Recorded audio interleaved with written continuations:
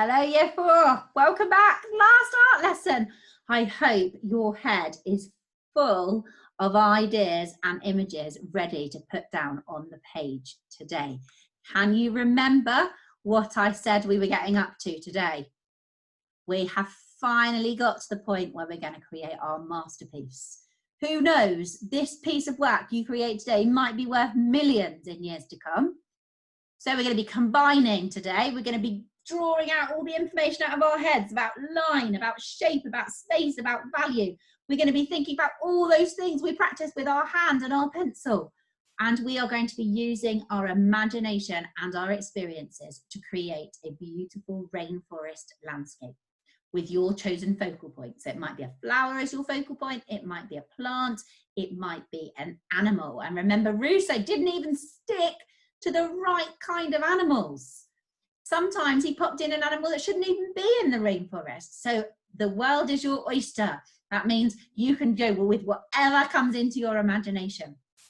And we're going to have a last look at some of Rousseau's beautiful paintings as some final inspiration before you get started. What do you need today? You're going to need a pencil. You're going to need some paper. It would be really good if you laid out on the table your artwork from all the other lessons, just to give you some inspiration as you're going along. So you might say, oh, I really like that leaf that I drew, or I really like that bit of shading. I think it needs to be that dark. And you might need a rubber, but hopefully not, because hopefully you're going to use that delicate light touch drawing so that we can barely see the lines that you first put in. Right, warm up today is a bit different. You decide today, what is it that you think you need to have a last few minutes of practice of before you start your final composition? Do you want to practice all those different lines? Do you want to practice drawing leaves? You might want to go and grab some leaves from outside if you do. Do you want to practice your shading and varying the value so that you go from really light to really dark? Do you want to practice your contour lines? Do you want to practice just drawing outlines of things? So you could just grab a few objects and practice anything that you think will really help you to improve your artistic skills of drawing just a little bit more before you do your final piece of work. So press pause and go and decide what it is you're going to do. Off you go. Okay, have you had your last bit of practice? Are you feeling confident?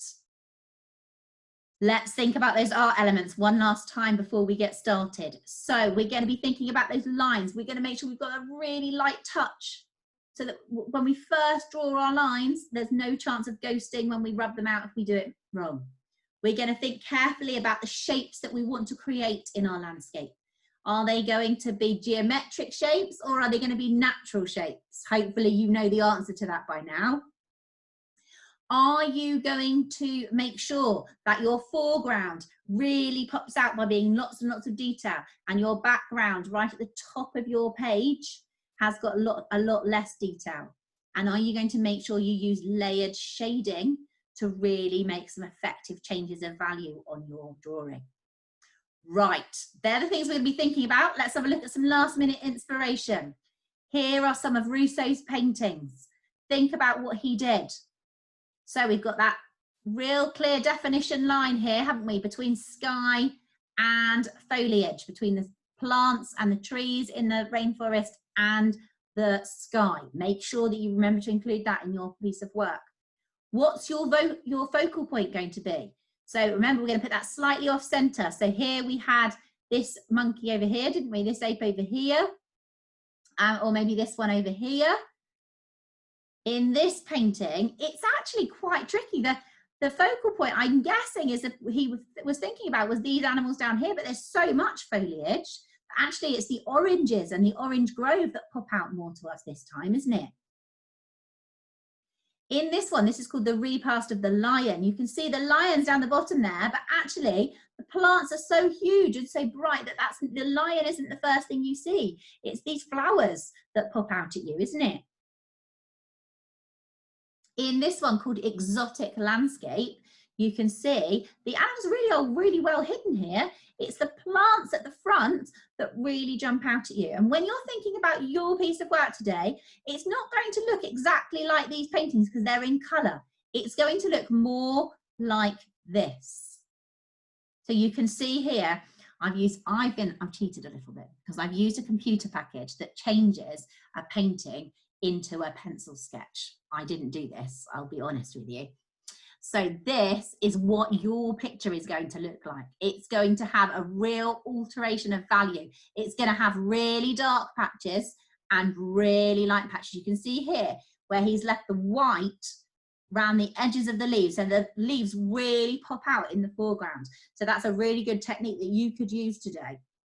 This is what you're going to create, a rainforest scene.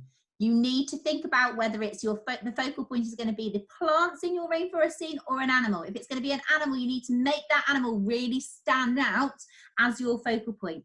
The animals don't stand out here. You can see if I go back to the original, actually with the colour, this character here really stands out, doesn't it? But when we take the colour away, it doesn't, because there's not enough change in value. You can see him, he's still there, but he's too similar in value to the things around him. So you've got to really think today.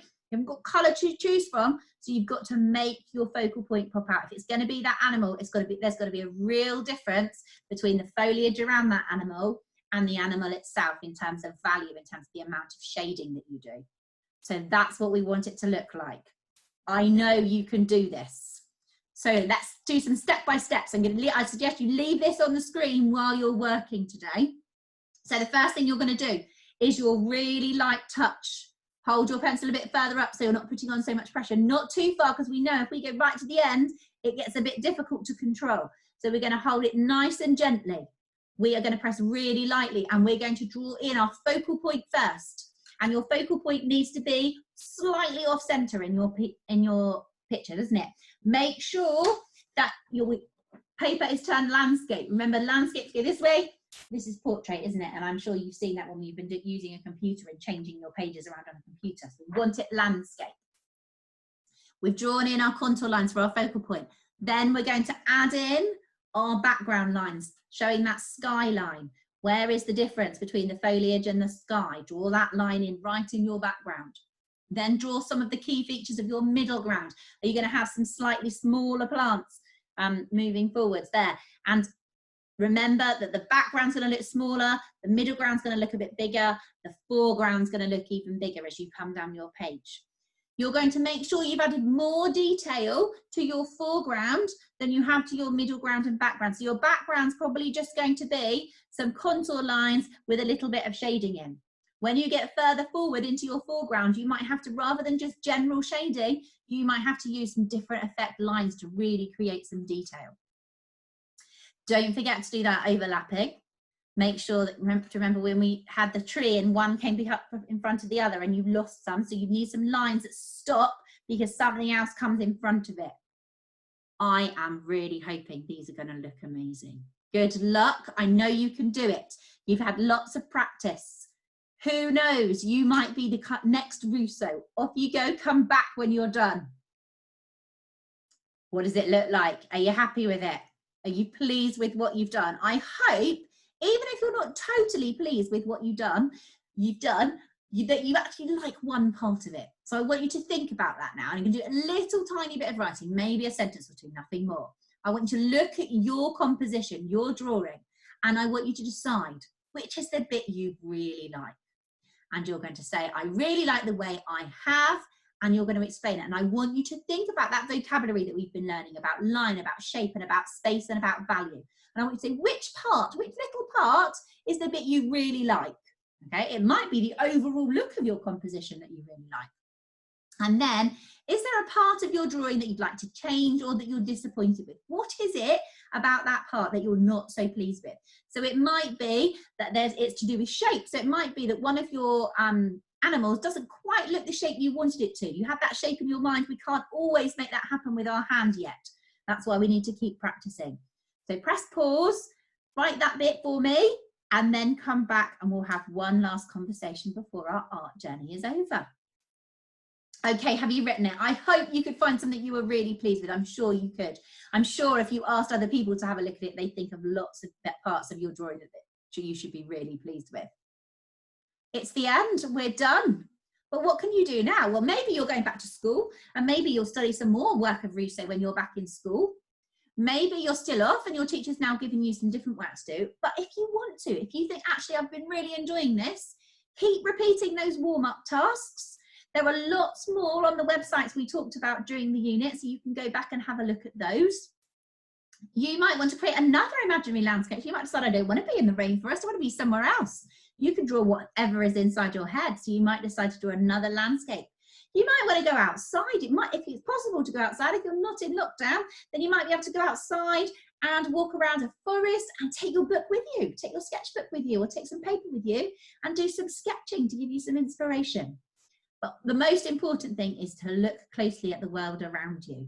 So what could you draw? What could you get inspiration from? It might be a story that you read. It might be something that you see, a beautiful flower you see when you're out. Whatever you see, it can go down on paper. Keep using that trusty pencil. Remember, this is the key to all artwork. Most artists start with some kind of sketching with this pencil, so don't give up on the pencil, even if you found it hard. Well done for persevering. It needs perseverance, artwork, doesn't it?